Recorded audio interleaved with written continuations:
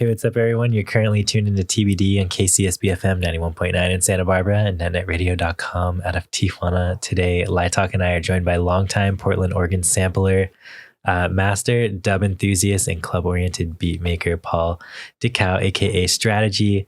He's dubbed himself a record collector first, a DJ second, a musician third, shifting in order depending on mood. His latest releases include Wildcard 2, a self-released record with Paul and Marcus Fischer, and Unexplained Sky Burners, which is out now on Peak Oil.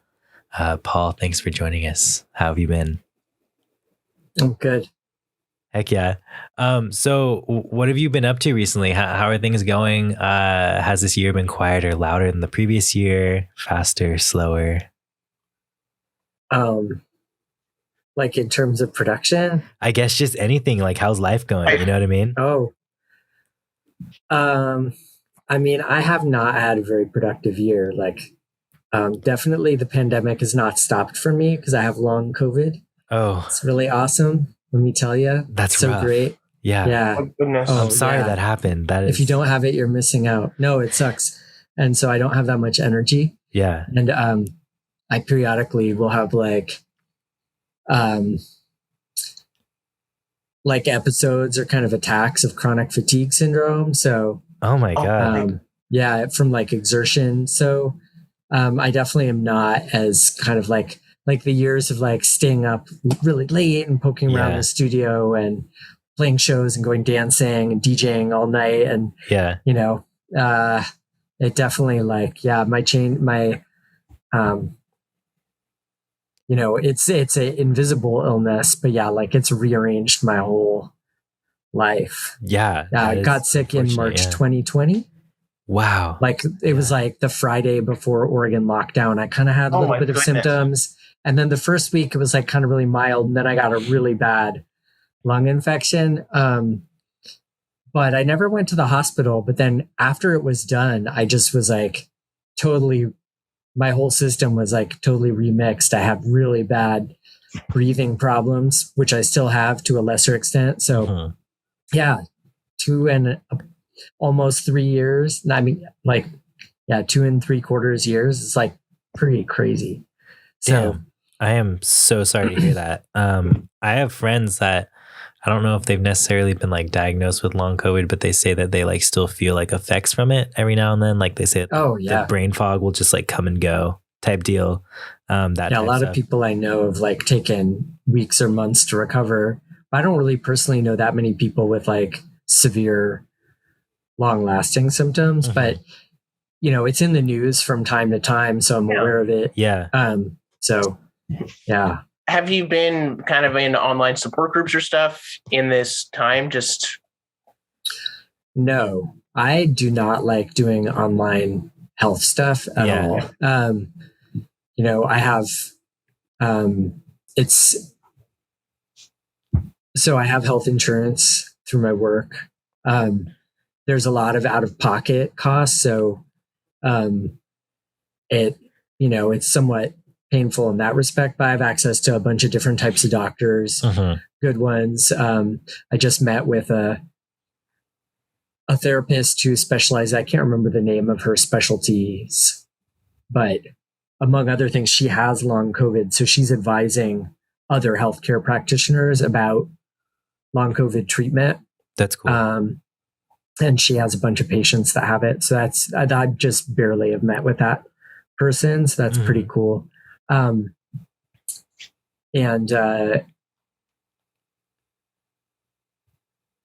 yeah, I mean, it's definitely like, I'm super lucky, you know, I have a safety net. I'm alive. Oh yeah. 100%. You know, I have a job. Yeah, I can still work, like all the things. It's like, but it really has a huge impact. So I've only played 2 shows, one with my band Wildcard, which is a trio. We played a show in May. That was really hard. Like I was up till 1 or something and I was just so wiped out after. And then I played a show, Strategy played a show a couple weeks ago. And that was hard work too. It was really low key. So I didn't feel quite as knocked out after. They were both really worth doing. I really miss it. I haven't gone out DJing yet, which I think is the most physically like exertional. I don't know the right word. Yeah. The most physically taxing. Yeah. Just like even for a healthy person, like being up that late, and if you like to dance and you're going to dance to the other DJs who are playing, and then so you're talking to people in a loud space, you're using all that air. So I really want to get back to it because I loved doing that, but that will be definitely a big experiment when I get back to it. So I haven't DJed since February 2020. Oh, wow. Yeah. Well, I have on the internet. I've DJed some streams during the lockdown. That was cool. That's sick. Yeah, that was really fun. I liked that. Some people I know still stream DJing, and I have some friends that do it every Sunday, and I love it. And that going on Twitch, and there's like people that know each other chatting, and it's great. Yeah, that's sick. Yeah, I hope that's here to stay, because I'll watch a DJ over stream pretty much anytime if it's someone I follow. Yeah. That's cool. I was gonna say you need to revive your college radio days and start doing like, I don't know, pre-recorded like DJ sets or something once a week. That would be so fun. I've definitely thought about it. Yeah. One of my best friends, and who's like a longtime collaborator and musical partner, he and I DJ'd at a place in Portland called Ground Control, which is a classic arcade. So they have old school arcade games and a bar. And then a bunch of new games. It's not all old games, but we DJ'd there for 15 years. I think it was one of the longest running continuous residencies in Portland. We did it every month.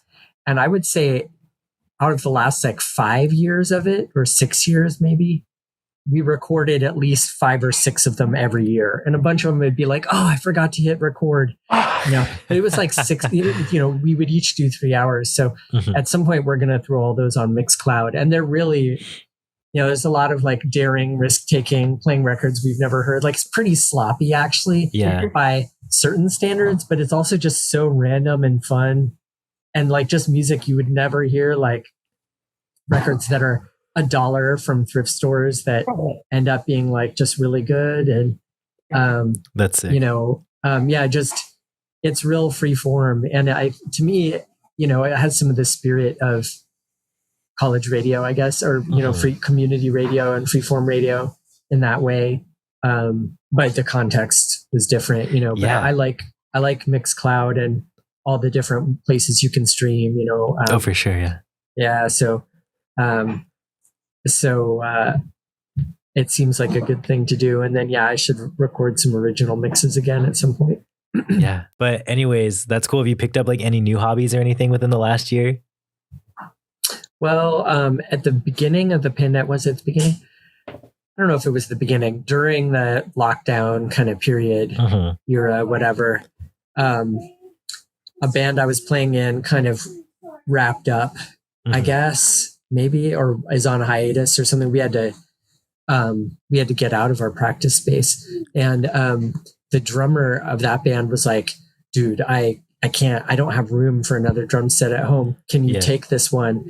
And so I had played drums in a band in the 90s, and I'd kind of dabbled around, but for years and years I lived in apartments and was just doing purely electronic music, so I didn't really have like time or space for drums, but I did start drumming again because I kept parts of my drum set. Like I still had stands for some reason, and I had cymbals and I had a snare drum.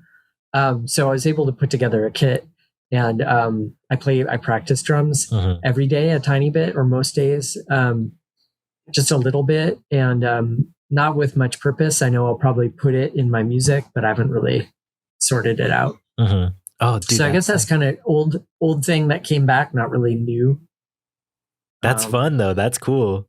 At least you had the time to actually like revive that hobby. You know what I mean? Yeah. Occasionally you'll talk to people and they'll be like, yeah, I learned to sew, or I learned to do this. Like I became a super yogi, or I don't know. Right. That have like the things, like the things that changed for them during that period. I don't know if it was so pronounced for me, just revisit some stuff that I hadn't been able to do in a long time. Yeah, I feel like that's still sick though. You know what I mean? I feel like that's still like super like valid and like a cool thing to pick up. But again, Yeah. But anyways, I guess should we hop into some of our other questions here, Maddie? Do you want to take this first one? I think this one actually, because you just mentioned the drumming, so this is a good starting ground.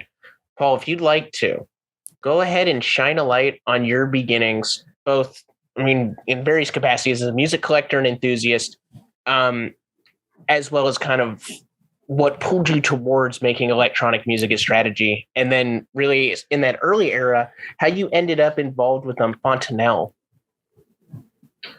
So how early do you want me to go, like to the beginning of strategy?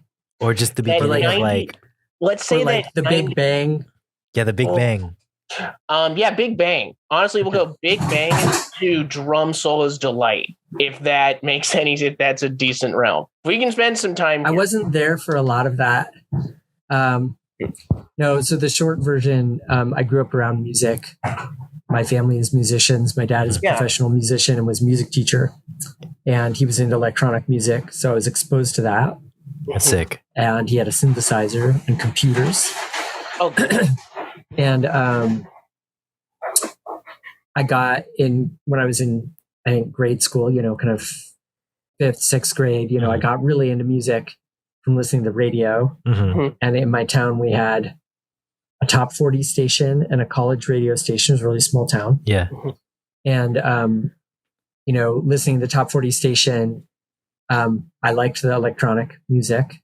Yeah. I didn't like any guitar music at that time. So anything that was, synth pop or rap, pretty much anything between those I was up for. And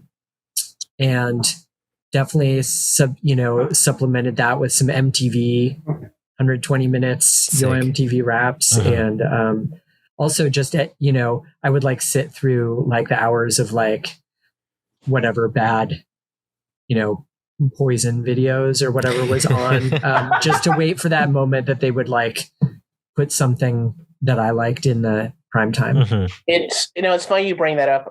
We talked to a couple older people, Jeff Tobias and Daniel Weishi, and both of them in their 40s as well, or getting into their 40s, and they have the MTV 120 minutes or MTV Raps experience that, like, Thomas and I didn't get that. I saw the tail end of Views and VH1's alternative channel, so I got like a music video crash course really young. But then I hear these people talk about 120 minutes, and I'm always really fascinated by how that was like just a total, that was it. You get 2 hours a week of anything and everything. Yeah. Yeah.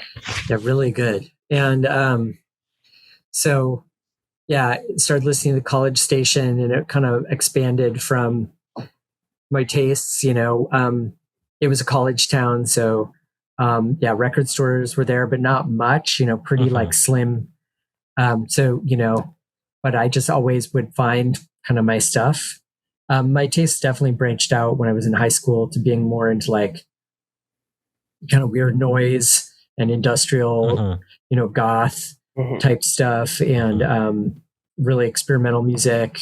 Got really into reggae and dub, and also got into like more kind of dance music, which I was exposed to only through radio, because there was you couldn't go anywhere in my town and see this music. We would have rock shows sometimes. So like I remember in junior high school, we didn't call it middle school then. Junior high school, I saw the Melvins play in our community center. That's sick. Yeah. Yeah. There were, Echo and the Bunnymen came to the neighboring university town. That was so cool. So it wasn't like I was completely isolated. And I had, older friends who had introduced me to stuff, and people would make tapes for each other, so you get this, without the internet, you still get this like transmitted knowledge, handed down.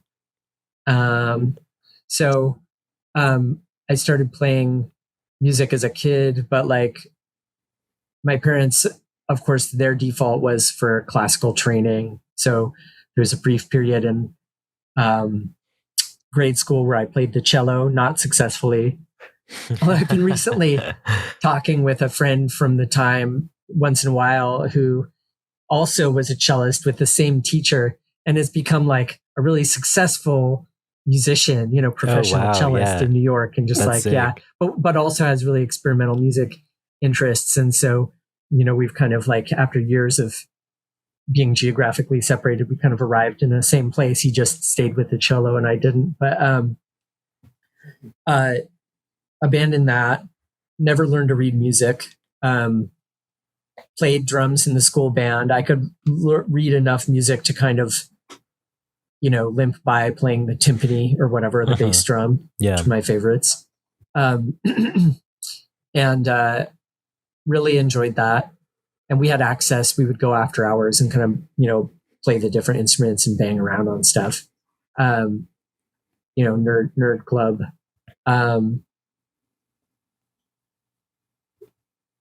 Then I got in. I decided I wanted synthesizer, so got into that kind of tentatively, experimented with recording on a 4-track, all this stuff people do. And in high school, I started playing music with a friend who played drums, who would play like live keyboard and drums. We did that until the late 90s or early 2000s. Oh, wow, that's when sick. We moved away. So, and that was like the first record I put out. That band was called Two Noises. We had a few different names that we would cycle through, and then that we put out a record as Two Noises. That led to Fontenelle, because when I was a college radio DJ, I would write to bands whose records were in the studio, and it was a really good freeform station. So we would get service from like all kinds of bands, self-release stuff and super good labels. That's cool. And really good music directors. So that was KUOI FM in Moscow. Nice. I still have the poster in my studio, which I'm not in right now. Otherwise I would show it. So one of the bands I wrote to was Jessamine. I have the second and third albums. I have a good chunk of that. Cranky, and that was one of the first Cranky albums I got, was the Long Arm of Coincidence. Yeah, so this is before Cranky existed. Like, this must have been 1992. Oh, wow, that's crazy. Yeah. So like, I would write to labels and I would write to artists. If it was like clearly a self-released album, I would just write to their PO box. But one of the ways you could buy music was you would send away for the catalog, and they would like literally send you a brochure, and then you would send like a check or a money order after checking the box, and you would get your albums in the mail. Yeah. So that's how I got a lot of music that wasn't in the record store, but that I was exposed to through the radio station.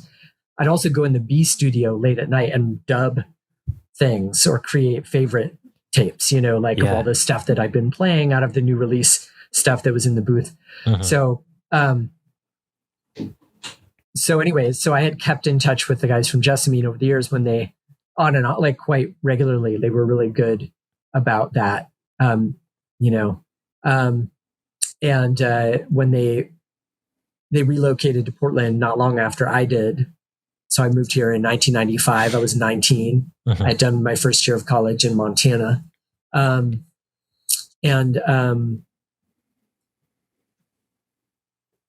So I'm just trying to think of the timing. Those guys moved down here from Seattle. Like, it must have been before I graduated college. I'm trying to remember, 1996 or 97. They just got the third album at that point, Don't Stay Too Long. That actually was made while they were here. So my timing is all off. I really don't have a very good memory. I'm giving you like these broad brush outlines. Yeah, but this is lovely. Yeah. Because they are off in front, and they are a great Cranky band. Really good. And they become Fontenelle. It pivots to that. So this connection I never knew about. Cool. So they would like do things to how did we? So we were in touch, we got connected, and then someone I knew from college like promoted a show that they played, and our band opened, which at that time was briefly a trio. And the guy in the trio, I think, had kind of helped put the show together or something. Okay. I'm really fuzzy on the details, but basically like the trio part didn't last, but my friends from the group were like, wow, that was really cool. And so from there, they would try and do things to give us a hand. You know, they would have us come record in their studio they had built. And, you know, if we played a show, they'd come around. That's sick. And if there was a show that wasn't under 21, I would like carry their amps or whatever, and like get into the show. So I saw some cool shows that way, or I was a guest, played extra keyboards for one of their shows doing a Black Sabbath cover.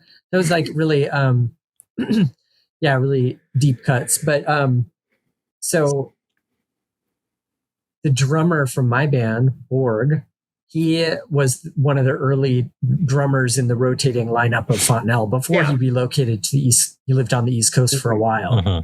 And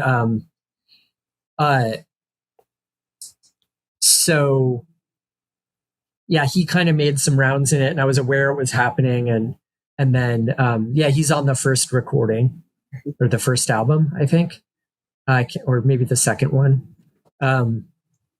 All three albums have pieces of, all the three Fontanelle albums have different music from different periods of the band with different lineups. So slightly different lineups. There's kind of a core group that's the same across all three, but basically of the cranky ones. So I was in another band in the 90s. It was more of like a punk band, quote unquote, just weird, super weird, noisy, kind of not traditional punk. So I played drums in that band. That band ended at around the same time as Two Noises did. And so I was kind of doing music by myself as strategy, but only privately. Like there were a couple of friends who had tapes of it. But it was mostly just a thing I was doing for myself. I was like, what do I do now that all of these bandmates keep leaving? You know, because when you're like, that age, like everybody's going to graduate school or deciding what city they like, or, you know, partnering with somebody or whatever. So it's hard to have a band when you're that age, you know? So with Fontanelle, I don't really remember how it had come about. There had been some like Jessamine Two Noises kind of combo jam sessions that had happened where it was like part of Jessamine and Two Noises, and we do some recording sessions. I have to figure out where those, I think there's just cassette of it. I have to figure out where those are, but that'd be sick to hear. There's so much stuff on tapes just in my studio in a big pile that says like digitize this, you know? I don't actually, now I'm worried I don't even have a tape of that. Oh goodness. Or I don't know where it is. So who knows?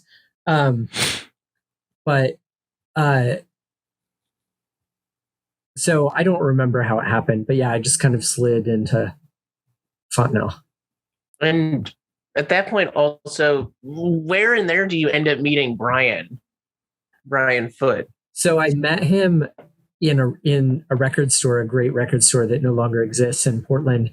And I had been told by the folks from Fontanelle that Brian was going to be part of the next sessions too. And I was aware of his band. Like I had put two and two together. Like I was somehow aware of his band called Nudge. Yes. Sick. Another cranky band. And I just sort of had an inkling of who he is. And I was talking to a friend who worked at the counter at this record store, Ozone, it was called. And I was like, oh, I'm supposed to be playing in this band, you know, my friends are putting together and they want to do some sessions. And I was like, do you know the folks from that band Nudge? And he's like, oh yeah, in fact, one of them's in here right over there. And so I went and introduced myself. I was like, hey, we're supposed to jam soon. And so that's how we met. And wow. That's sick. And he just put out your latest album. So strategy probably wouldn't be a public facing thing at all if it wasn't for Brian, because he we had been playing music together, I think, for a while. And he's like, wait, you do music? You do electronic music on your own? Because he had formed a label called Outward Music Company that was like actively releasing Portland artists and like connecting nationally and internationally with similar indie labels and people doing events and stuff. And they would have cool shows. And he's like, you got to play live at the show. I had never played live. I think the first public strategy show was maybe something that Brian talked me into doing. I should actually verify, like, maybe did I play? No, I think that's the first show. And it was opening for a band called Pulse Programming, who were from Chicago. Oh, that's sick. Who were on Our Music Company and then Aesthetics. Oh. Yeah. And they were old friends of Brian's. In fact, old bandmates of Brian's. So that was the first strategy show. And at that show, I kind of formally met another person who's like a friend for life, David Chandler, who's the DJ partner I mentioned earlier, where we DJ together and do a label together. So he records under the alias Solenoid. Nice. And he's been doing electronic music in Portland for pretty much longer than anybody. And he taught me how to DJ, sort of during that era of my life that I met Brian and was playing in Fontenelle. So, so it was through Brian that I, sort of formed a concept of how to do strategy music live and how to ponder doing it as a more serious project. And then I would meet a lot of people and, through that social connection. Cause it's definitely the case too, that like, not just the people you collaborate with, like, I was staying in Portland while every 2 years, friends would leave the city. So it was like this churn. So, you try and kind of find your people at a certain point if you're going to stay. And so I guess I was kind of in that mode where I was like, okay, this is what I'm going to do, because I definitely didn't want to keep doing school. I was super burnout. So, so that's how it started. That's the beginning, with a lot of random information left out. I think that's so beautiful. And I don't know. I mean, the only other big question I have is with that Portland scene of that late 90s, early 2000s, I've seen in other interviews you talk about trying to put not strategy music, but other music you had done into local sections of record shops and having difficulty with that. Well, that was the Two Noises record. So it was really just one, but I thought it was sort of emblematic of the whole culture at the time. But basically I knew this person who worked at the record store. It was down the street from me. It was a hole in the wall place.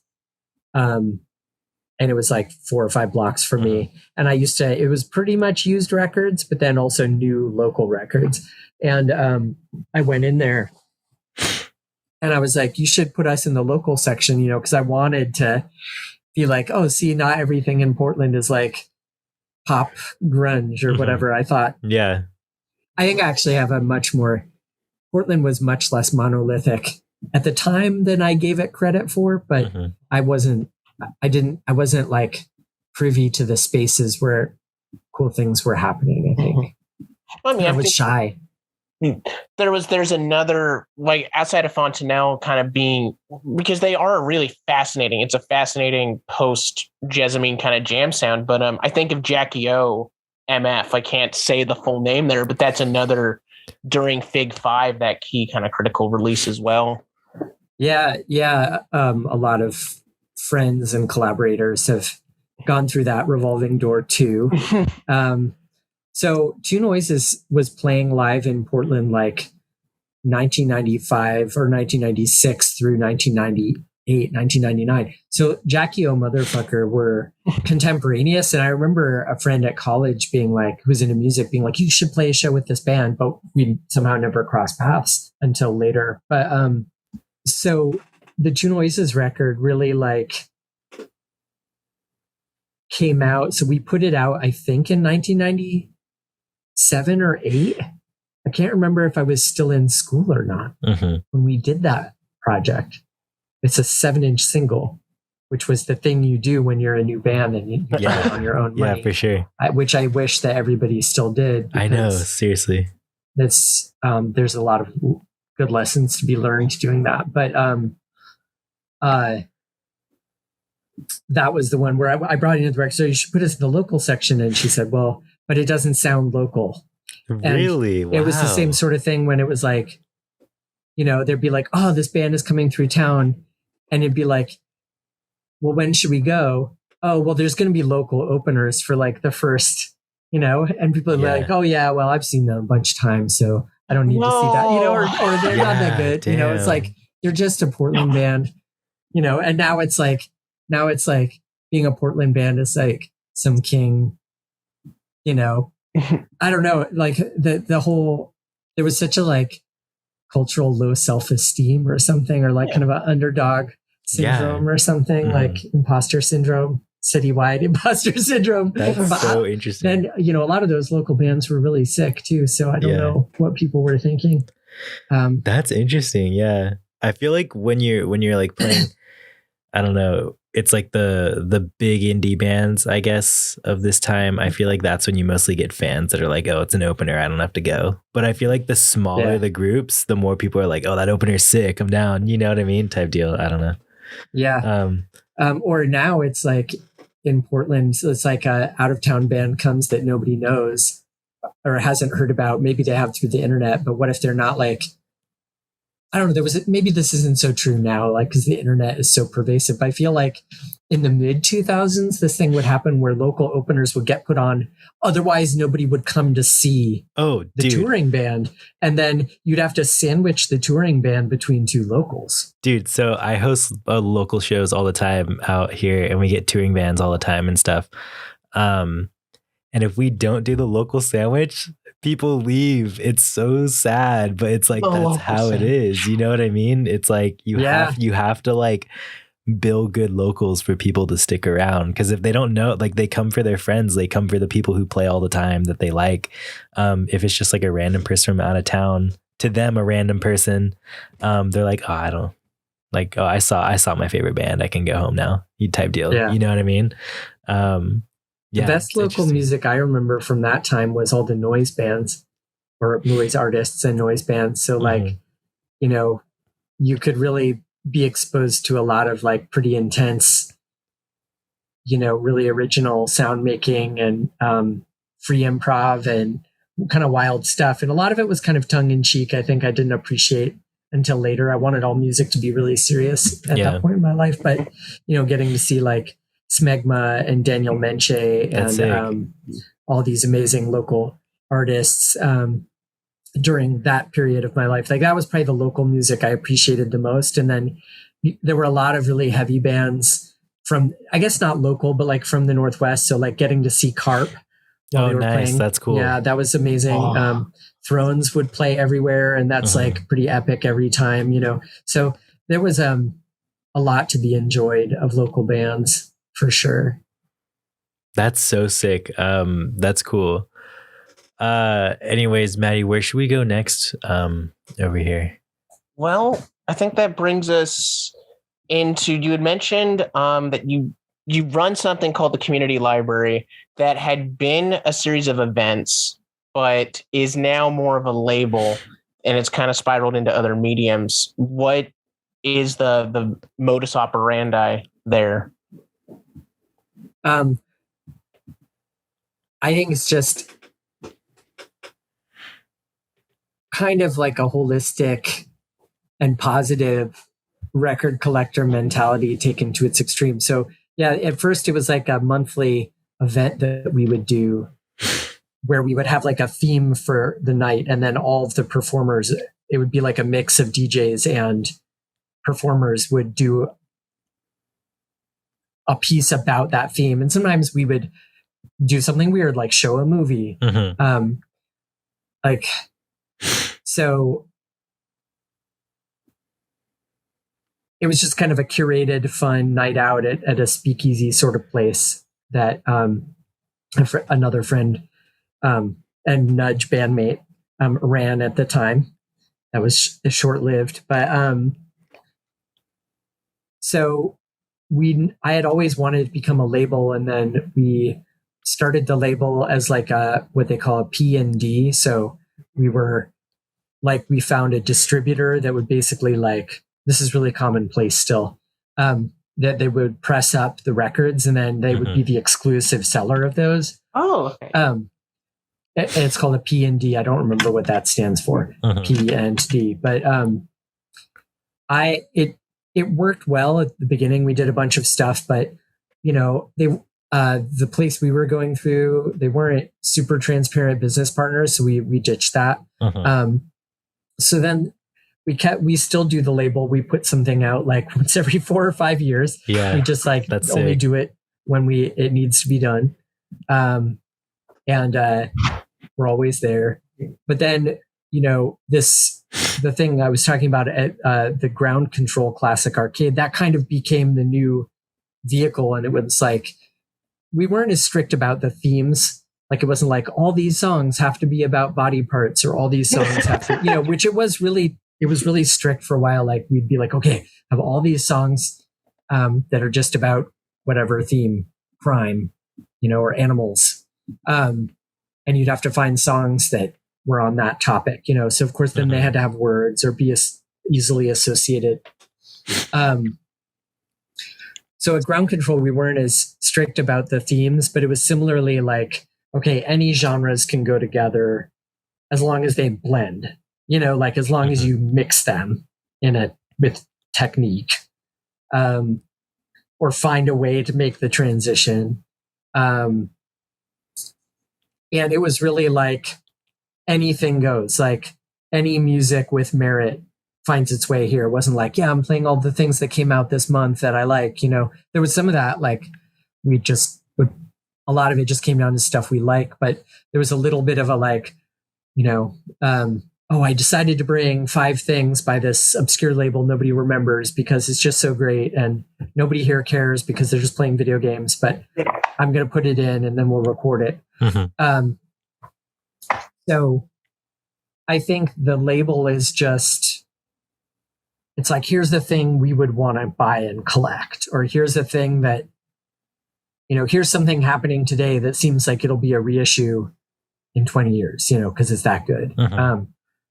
But it's really very subjective. Like, there's no, all the bands are totally different.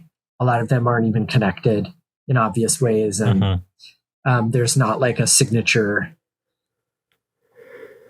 thing that we're trying to like keep hammering on, other than the fact that I think all of the bands have kind of an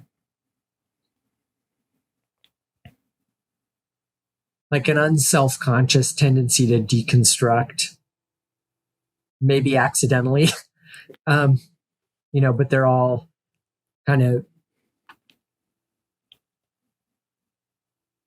artists that cross-pollinate, what they think they're trying to do with all these other influences, and it comes out very idiosyncratic. And I think that's what that mentality is, what we're drawn to. So that's cool.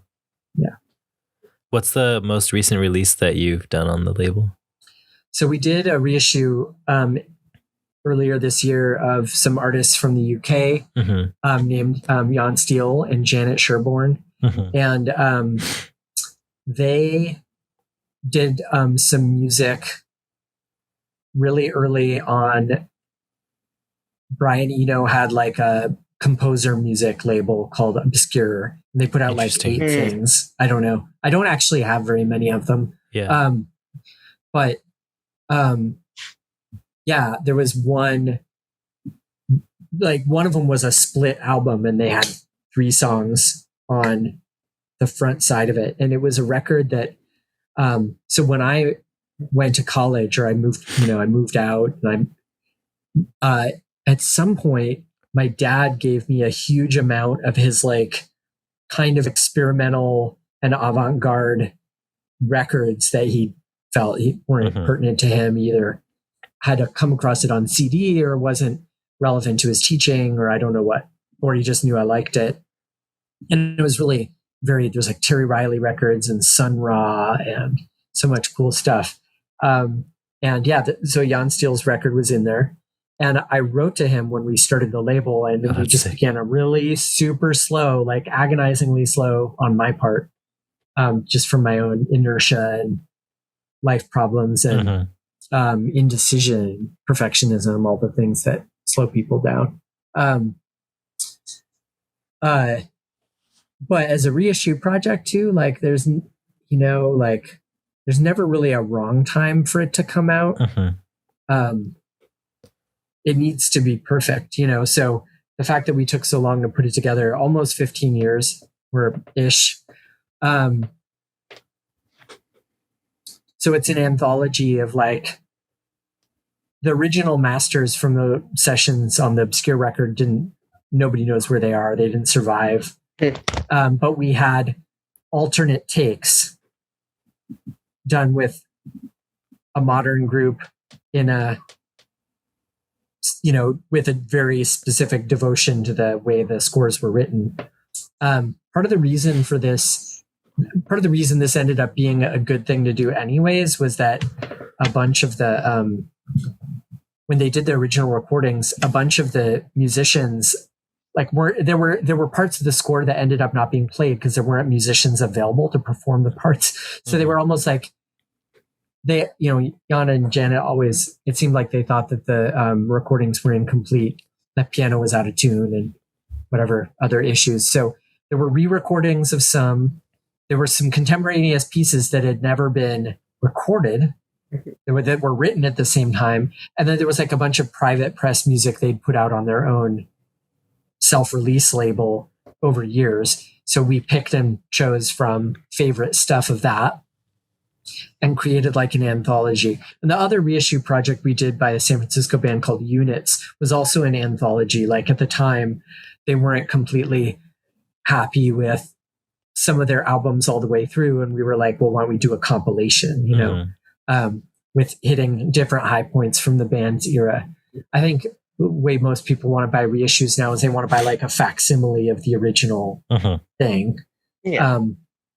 But having worked with artists who are trying to reassess like their past or whatever and grapple with why people might be interested in their old music, you want to mediate a little bit through decisions they want to make that would correct the record a little bit or provide some kind of like overview lens over the whole story rather than, so yeah, we've done 2 of these reissue anthologies. And it's been great. And that's the most recent project we did. Sick. So how far apart were those 2 reissue anthologies that you released them? Oh, almost 10 years. Because really? Yeah, the Units record ended up being really popular and we sold a lot of them. Oh, wow. And CDs.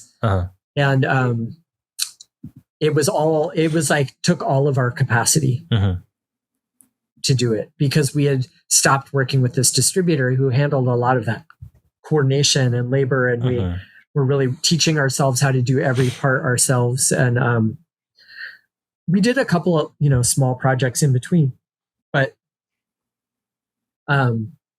we just kept doing pressings of the Units record. I think we did 3 pressings of the album and 2 of the CD. I might have that mixed up, but and for the size that we are and the fact that we aren't like a real business, it's off the books. Like we don't take a paycheck and we don't make any money off it. We just take all the revenue that whatever we don't pay to the artist, if there's enough to pay out, we just put the money into the next project. It's just a hobby label. Yeah. But a serious hobby label with consideration. Like we've never deleted any of our stuff. We've never tossed anything. Like we've at one point we got all our, as whatever dead stock we could scramble up from the distributor to part ways with them, like actually bought our stuff just so we would have it. So it's pretty serious as a label, but it's not like a for-profit business that we live off of. That's cool. I feel like that's like pretty sick DIY. I mean, it shows that it's more like a passion project than about money or anything. You know what I mean? And that just shows like in, I guess, the effort and how cool the records turn out, and I guess and stuff too. So yeah, that's sick. I love that. Do you have any plans for a next one? So I guess in this way we sort of might be paying ourselves, not exactly, but I think we might put out some of our own projects on the label because nice. First of all, the reissues are really hard work. I think we're not, there's labels that are doing a better job of that, and it's become kind of a shark pool a little bit, like very competitive. And I feel like some of the reissue labels, it's just like a race to like find the next obscure thing. But there's a lot of music being made today that isn't getting acknowledged. So, we'll probably put out some of our own music, but we've discussed options, but we haven't settled on a next release. So we're not in any hurry. That's cool. And that's all called Community Library. Where can people find, do you have like a Bandcamp for this or? Yeah. Okay. So it's communitylibrary.bandcamp.com. Cool. There we go. There it is for anybody listening that wants to check it out. communitylibrary.bandcamp.com. Maddie, do you want to take us into the next topic? I'll keep us going on labels here. This is where we get to have a fun one. So Strategy releases, they have shown up on various labels, various sizes. You've had releases on Cranky dating back to the mid-aughts. You've had lovely stock through Geographic North. You have continued to work with Brian Foote over at Peak Oil. Each label, there's kind of a different expectation. There's a different vibe, a different thing going on. And also temporarily, Strategy releases, they have come at different times, and the project really can do whatever it wants to do. That's why I really like a lot of Drum Souls Delight. I really like the Infinity File. They're really wildly different releases, but they're building off of each other. I am wondering just what releases to you across all of this time have been the kind of biggest cruxes, or the release that's like, that's where Strategy 2.0 started, or that's where Strategy 3.0, or like that's what release kind of do you come back to and think that's the base template? Oh, geez. I mean, well, so first of all, the alias is like pretty ironic. There's totally no plan. And it was sort of conceived as just like a catch-all. I guess like I had been really influenced by artists who were really varied in types of music they do. And I thought that was normal. And it was like, like Colin Newman from Wire, was where he'd done electronic music and punk bands, kind of new wave solo albums. And it ran a label that was like really electronic. And I just thought everybody had this like broad, umbrella. But that turned out not to be so normal. So I don't think I could say, like, definitely, boy, that is a really, really, that's like one of the hardest interview questions I've ever had. I am so sorry. No, but it's a good question, but it's a really hard one. So, I mean, I guess how I would answer it is this way. Like, I had thought Strategy could do all of these different things, and there were a couple of really important things I wanted to prove to myself could be done. Mm-hmm. And one thing was, some kind of music that could like be really could within even one song or one track, like go from super abstract and free form all the way to really structured and composed, and something that could like play with those boundaries, or something that could be just like almost like totally just flowing generative freeform sound, but then consolidate into something. Another idea, I mean, I guess like doing experimental pop, kind of sound collage pop was always part of something. The first tapes were really that. There was kind of a really noisy, kind of like pop, but kind of just buried in like tons of dense sound and kind of veering into abstraction, stuff that wouldn't normally be welcome in pop music. So that was kind of an important thread. And I think, a big thread was just like the notion of kind of being able to encapsulate like the best things about kind of chill out room, ambient techno, like, and have that be able to mix and match with all these different elements of like noise or, improvisation or pop or, these, have it all have different sort of compositional missions where I could blend different elements among all those interests into different combinations and then see what type of hybrids would result. So I guess, I really think future rock is probably one of the big turning point, or one of the turning point is the wrong term. It's not like, then I finally got to this one thing I had always been going for.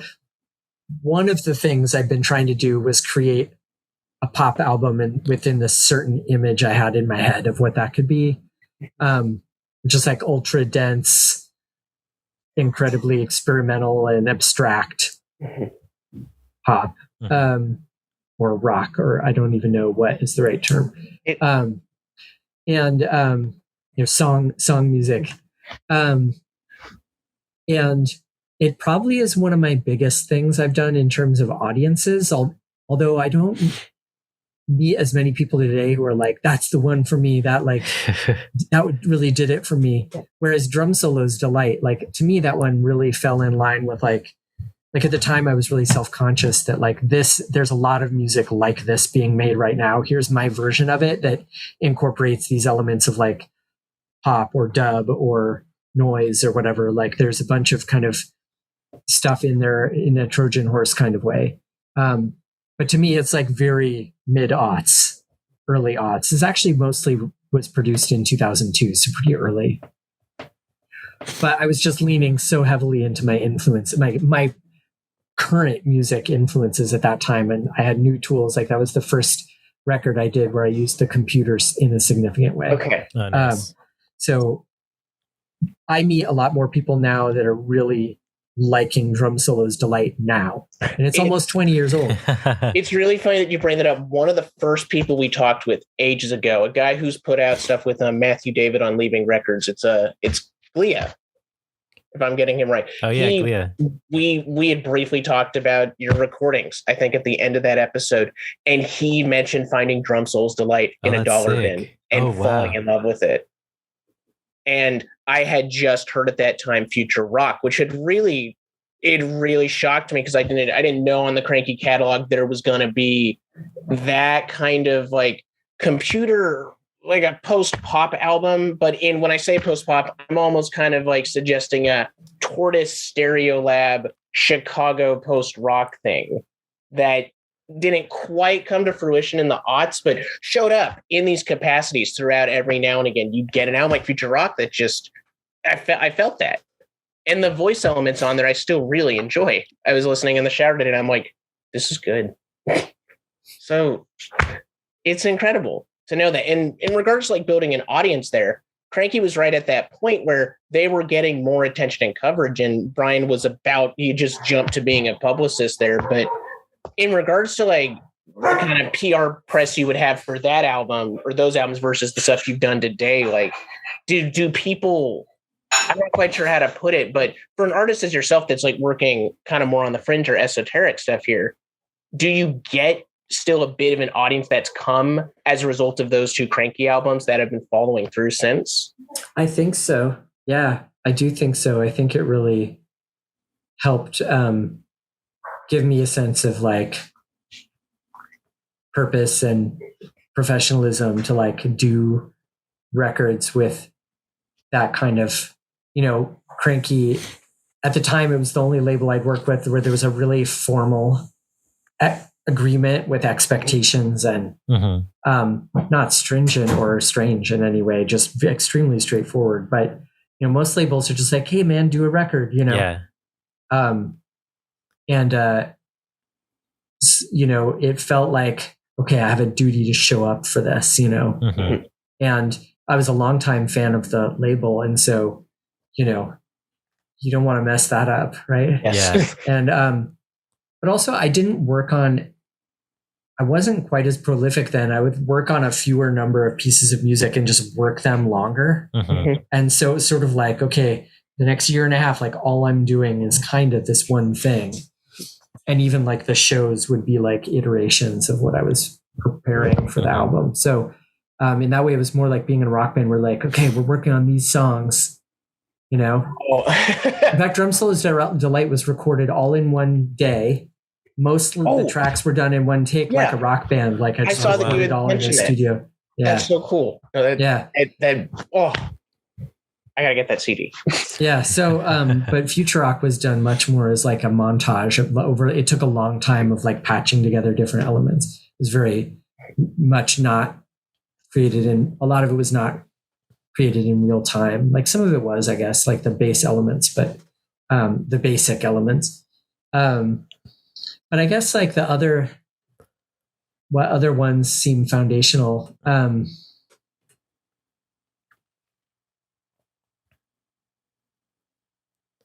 I mean, it's really hard for me to say. Like, I feel like all of the releases have been really assertively like focused on one kind of element or idea. Yeah.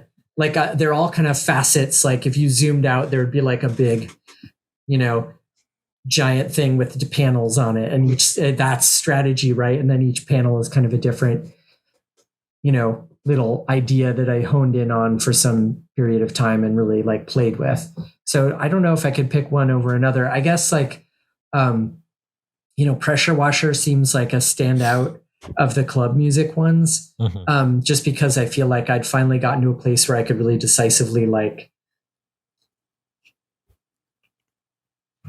reflect on where I'd been as a DJ by piecing together the music, by pulling together the recording.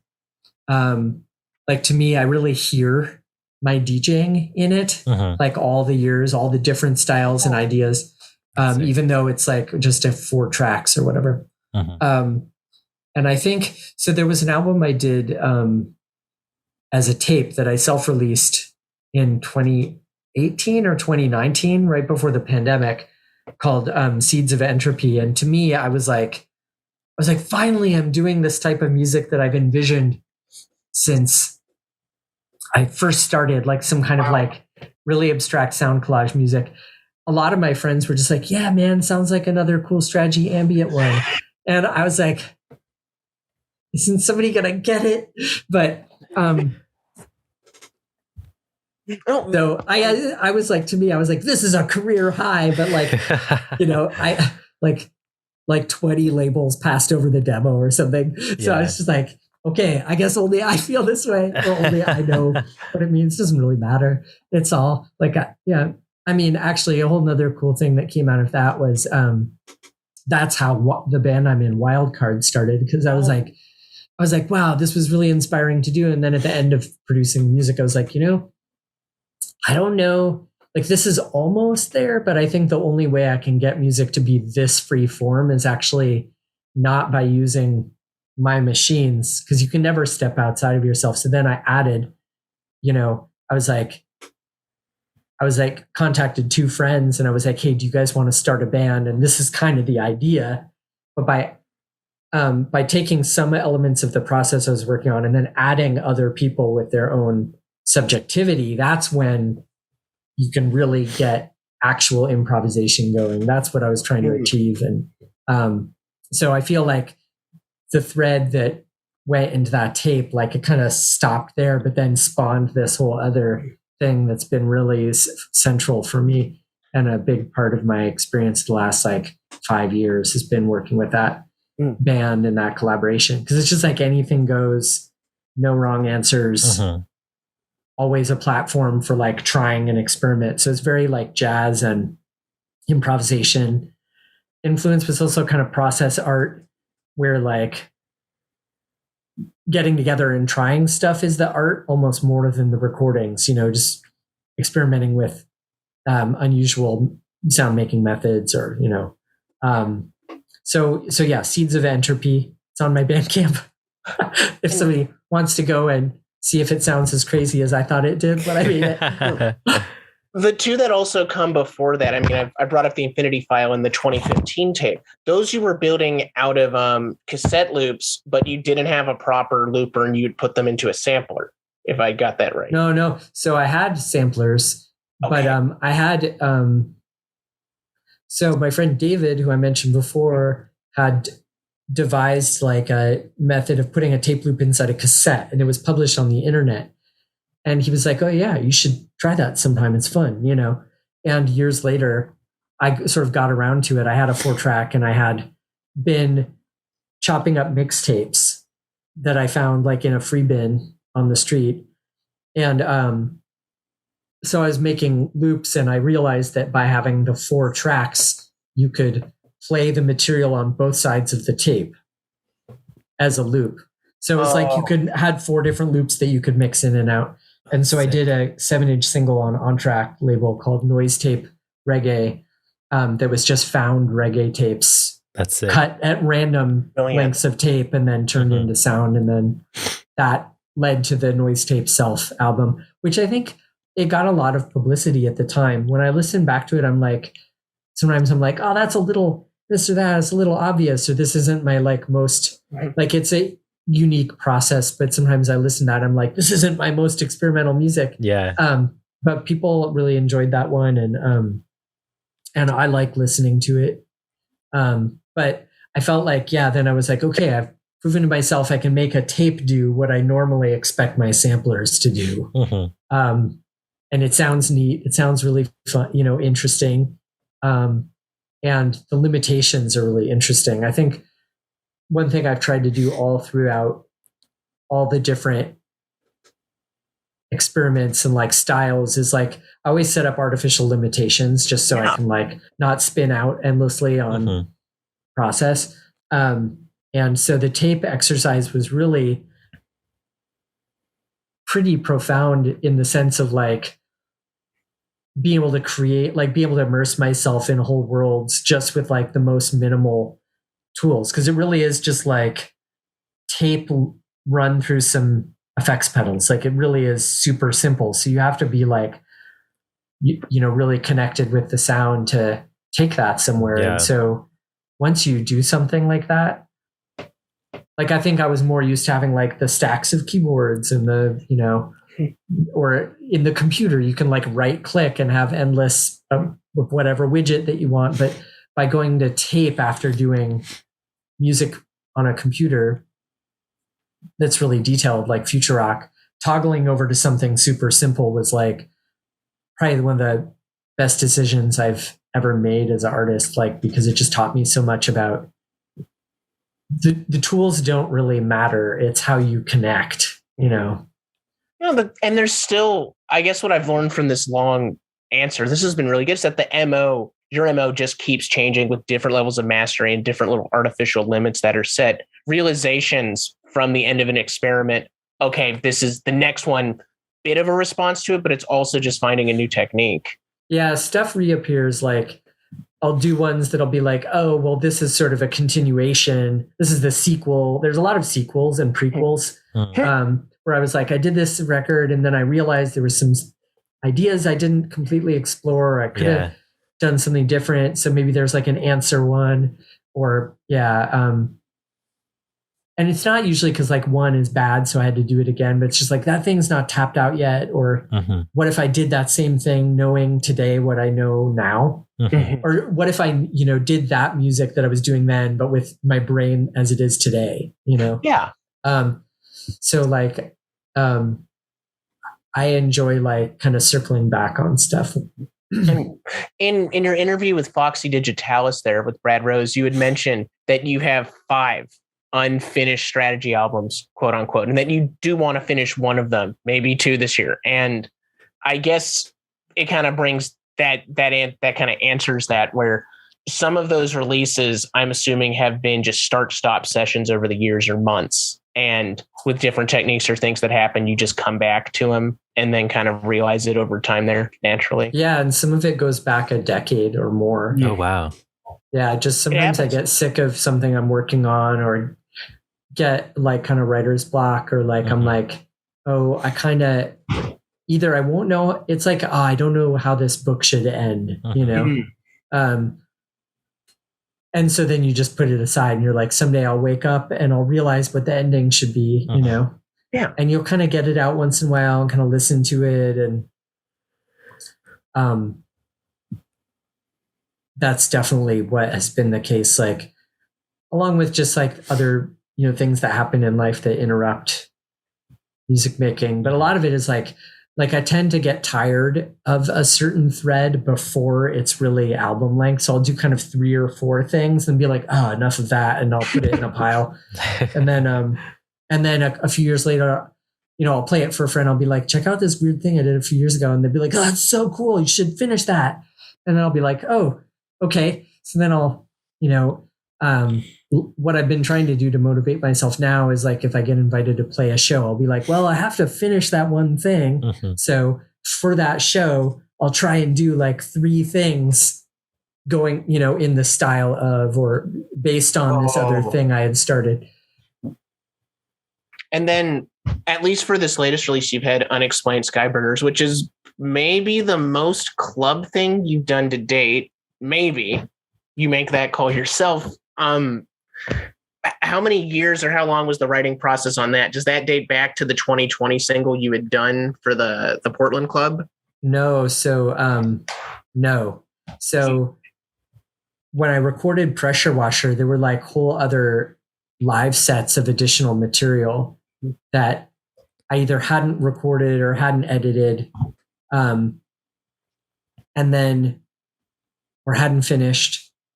So all that stuff is from between 2012 and 2015. I just had never finished any of it, really. And some of it was like kind of up to 75%, you know, or maybe some of it I'd kicked around as demos. But no, that was really Brian being like, well, you know, we're going to do a 10-year thing for the label and you should revisit some of the Pressure Washer stuff, you know? And we kind of were like pondering like, well, it's not really like a sequel, you know, it's not, you know, what is it? Like it, you know, and so, and some of it is kind of different actually. Like it's, the sound kind of morphed over time during those few years, but no, it's a really focused period of just where I was touring a lot. I was playing live sets a lot at clubs, doing the dance circuit with the gear instead of as a DJ, opening warm-up slots for a lot of touring acts that are people I know or like. So that just generated a huge amount of material that was just kept like going back in that space and trying to, you know, spend more time there. That was like, actually, that's probably like the longest run pursuing kind of one focused thread of music that I've ever done. Was just like 3 years of just like really working on the kind of Pressure Washer material. And then, yeah. And then I just didn't do anything with it. Just finally, when you were deciding to release this, did you also know it's like, this is going to be a tape release? Were you considering doing a vinyl for it before delays and everything? We had talked about it. But there was so much material, and I'm not a huge fan of double albums. Oh, yeah, that would have been a double album compared to... Yeah, and I also, like, in terms of music that I buy, like, if I'm going to buy a full-length release, buy a dance music artist, like, essentially music for DJs that's collected in album length, I rarely buy the vinyl. Like, it has to be good beginning to end, and or it has to be cut loud enough for me to want to play the tracks. In the past, I would have bought the CD and then bought the 12-inch singles as the tracks I would play. So, you know, like I was, what was it? Listening to the other day, Royksop Melody AM, which came out in the early 2000s, I think. And that, I have a CD of it. But like, if I were to take it out to DJ, I would reach for one of the 12 inches because like 3 or 4 of the songs on it were like really popular 12 inches with amazing remixes, right? Or, also big for like major label bands, like I guess like, okay, so Pet Shop Boys, I have some of their albums on vinyl, but mostly I just have 12-inch singles and then I have CDs because why would I bring an album out to play? I think people's mentality around that has completely changed because of digital DJing and, a lot of artists don't make 12-inch singles anymore or whatever. But I didn't want to have a double album, and we also didn't want to like not release the music. And I just thought because of all the low end that it would sound great on tape. I play tapes all the time, and I have a Walkman and different tape decks. And I just thought this would make a really good like tape compilation because dance music tapes are great because they are. Yeah. The stuff on Not Fun at 100% Silk has been phenomenal. And every now and again, I'll grab something from there. And so I have to pick up the Peak Oil tape here. It's getting a huge endorsement from me. I thought it was tremendous. Seriously. Thank you. Yeah. I'm really glad we did that. And you just mentioned decks. That was probably one thing I wanted to ask. What tape decks do you use? It depends. So I have different ones for different purposes. So my main listening deck is made by a company called Nakamichi that I think doesn't exist anymore. They were famous for tape decks. I have a BX 150 that has Ghost Motor Syndrome right now. Oh. I have not played it since May of last year. It made a couple incredible mixtapes. I got to spend hundreds of dollars to get that fixed. It's worth it. Yeah. I have a Nakamichi 600 that I got and fixed up. Oh, that's sick. Yeah. It was $50. Nice. Yeah, I even had a part 3D printed for it. Wow. Oh, did you really? Missing parts off that's it. sick. Yeah. And I also master my cassette releases on it. So not the one that Peak Oil put out, but when I put them out myself on my Bandcamp, I master them on that because I can make really loud masters on it without distortion. Yeah. Somehow. And then I have a double tape deck in my studio that I use for recording music that's more lo-fi. It's a Denon double tape deck. Oh, and this dates me. It was my graduation present from college from my parents. Was That's a double sick. tape deck because they knew I liked tapes in 1998. Oh wow, that's cool. Good one. Yeah, I got into tapes in late 2018. This is how I got here. Yeah, and I use the Denon one for dubbing, obviously, and then I have a Sony Walkman that's one of the Japanese ones that's really slim, and I had one like it from the really early 90s, and then it died, and I replaced it with one off of eBay a few years ago. It has a couple of issues, but still sounds good. And then I have a couple of fixer-uppers that don't work. I've had various quality. I've got 3 Walkman, and only one of them really can get the job done, which is one of the early 90s sports models. I've tried to figure out something about I'm not quite sure, but the whole motor system, the belts and the tape head, it's an incredible, and the auto reverse. Other auto reverse models I found don't work the same. And you mentioned slim. I'm not thinking like a WM-FX 197, but no, the WM-EX series. So they're metal casing. Oh, and they have just like a really slim body, and then the battery is like a screw-on thing that sits on the end, and the buttons are behind a little sliding panel. I might have to look into that. Yeah, Walkman are really fickle.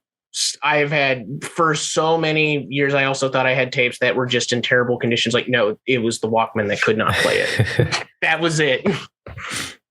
I think that, and I have some other different weird tape stuff. I have a tape recorder that's a Marantz. Oh, nice. It's mono, and it's like one of these decks that like you would use in like court, or a journalist would use it, or like in a police station interview. It's just like one of those flat cassette kind of rectangular like field recording mics, or field recording tape decks essentially, and you can plug a mic right into the side. And but I had someone modify it so that I can kill the erase head so that it just keeps recording over the tape on top of the thing before, and then it has a pitch knob. So I use that to like record noises, and then manipulate it.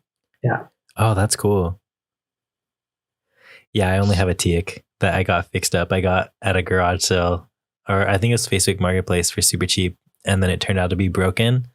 But I was like, this Teak is sick, so I got it repaired. So good. Those are really cool. Yeah, those are awesome. And it has. That's what we had. I think the radio station. It was either Teak or Tascam. They were kind of similar, really high end with like. KCSB? We have Tascams at KCSB. Yeah, that was those two brands were like the radio station. Yeah, for sure. Brands. Yeah, I think that, and studios, I think too. But yeah, I think that Teak is actually owned by Tascam, maybe, or maybe that's a different company. Oh yeah, it could be something like that. I think it might be something like that. So they're both like super good. And it's sick. Mine has like a wood case and stuff, and I was like, all right, that's sick. I want to get one with a wood case. All my other like hi-fi equipment has like wood casing, so I was like, this is sick. Anyways, so does it do it for our questions mostly, Maddie? Thomas, I think we've made it. Strategy, I think that was actually the fan question round, was just us talking tape decks. Yeah. Because I'm a fan who loves them. Well, Paul, I guess like where can people keep up with all things strategy and everything that you do, your various projects and stuff? Oh, right now, Bandcamp is probably the best. Yeah. Strategy. Oh, wait, what is it again? I can't remember my own Bandcamp. That's crazy. Oh, no. I have too many Bandcamps. It's just strategy.bandcamp.com. I was an early adopter. Sick. So I didn't have to make it anything weird in the name. Yeah, I'm on social media, but like that's the place where it's really easy to get a hold of me. And I'm on there every day. For sure. Well, that's strategy.bandcamp.com. And I guess what is your Instagram handle, like in case anybody wants to keep up with daily strategy happenings? I was about to blurt out something and then realized that it's my Twitter. So hang on, because I was off Instagram for most of the year until like recently. Oh, really? It was just Strategy Paul, all lowercase. Cool. Yeah. So I'm like having to relearn social media. Yeah, right. Were you off Twitter for a while too? Yeah. Yeah, you're just. Yeah, I would kind of go on there once in a while and like make sure that I didn't lose my account or that maybe it tried to message me or something. But, yeah, just to check in. Yeah. Cool. Well, we do have one more question. It's kind of the biggest one of the show. We ask it every interview. Are you ready for it? Okay. Do you want me to take it, Maddie, or do you want? Okay, you take it. Okay, I'll take it. All right. So, Paul, a rat is going to jump into your mouth. Do you want this rat to jump into your mouth head first or butt first, and why?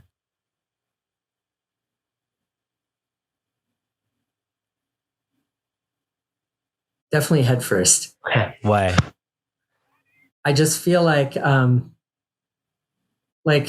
whatever germs are coming out of it on the other end are not something I want in my mouth. Yeah, but I feel maybe that. There's like some chance that tiny rat mouth was like not gonna get germs in my mouth. I don't know. Have we got some news for you? We like to tell everyone after that this is a white lab rat. One of the best. It's the best rat, and that rat did brush its teeth. So don't worry. I was gonna say maybe the rat had a dirty mouth and his mom washed their mouth out with soap or something. That's the weirdest end of interview question ever. I thought it was gonna be like Ezra Klein podcast where you're like, "What's 3 books you've been reading lately?" Oh God. Yeah, this question. You can show us if you want. This question is a classic. I was like, I don't know how I'm gonna answer that.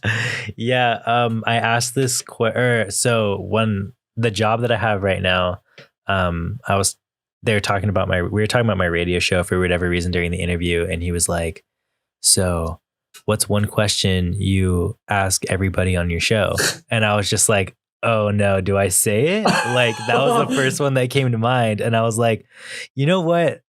I don't have anything to lose. Like, I'm gonna just say it. Like, who knows if I'm even gonna get this job? Like, whatever." And I said it, and he was cracking up. And then a couple of days later, they sent me an offer letter, and I was like, "That's sick." Wow. Yeah. Wow. Yeah, bold move. Honesty is the best policy. Yeah, right? So true, Paul. Well, that's all we have for today. Thanks for tuning into TBD on KCSB FM 91.9 every Sunday, 4 to 6 p.m. and Net Radio every Saturday, 4 p.m. This has been Strategy, aka Paul Dickow. Thank you so much, Paul. Thank you.